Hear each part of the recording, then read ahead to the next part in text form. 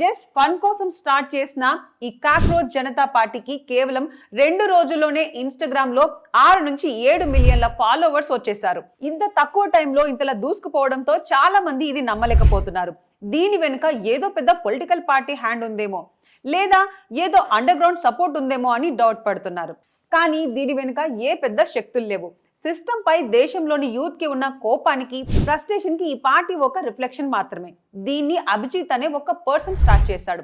Past లో అతను ఆమ్ ఆద్మీ పార్టీలో వర్క్ చేసిన ఈ వెబ్సైట్ ని మాత్రం జస్ట్ ఫన్ కోసమే తన సొంతగా క్రియేట్ చేశాడు. కేవలం జోక్ గా స్టార్ట్ అయినప్పటికీ జనాలు దీన్ని ఎంత సీరియస్ గా తీసుకున్నారంటే ఇప్పుడు ఇది ఇండియాలో ఒక పెద్ద జెన్సీ మూవ్మెంట్ లా మారిపోయింది. పొలిటీషియన్స్, జ్యుడిషియరీ అఫీషియల్స్ అందరినీ ఉద్దేశిస్తూ సిస్టమ్ లో ఉన్న కరప్షన్స్ గురించి ఇందులో మాట్లాడారు. పేపర్ లీక్స్, పెరిగిపోతున్న అన్ఎంప్లాయ్మెంట్, అమ్ముడుపోయిన మీడియా మరియు సుప్రీంకోర్టు జడ్జీలు రిటైర్ అయ్యాక వాళ్ళకి రాజ్యసభ సీట్లు ఆఫర్ చేయడం లాంటి విషయాలను ప్రస్తావించారు. అందుకే ఈ కాక్రోచ్ జనతా పార్టీ మేనిఫెస్టోలో ఫస్ట్ పాయింట్ ఏ చీఫ్ జస్టిస్ కి కూడా రిటైర్మెంట్ తర్వాత రాజ్యసభ సీట్ ఇవ్వకూడదని పెట్టారు.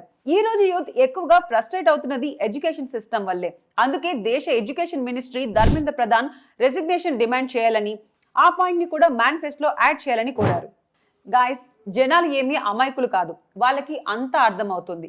మరి మన దేశంలో ఉన్న సిస్టమ్ అండ్ ఎడ్యుకేషన్ ప్రాబ్లమ్స్ పై మీ ఒపీనియన్ ఏంటి? మీరు కూడా ఈ కాక్రోచ్ జనతా పార్టీలో జాయిన్ అవుతున్నారా? కింద కామెంట్ చేసి చెప్పండి. ఇలాంటి మరిన్ని వీడియోస్ కోసం ఇప్పుడే ఫాలో అవ్వండి.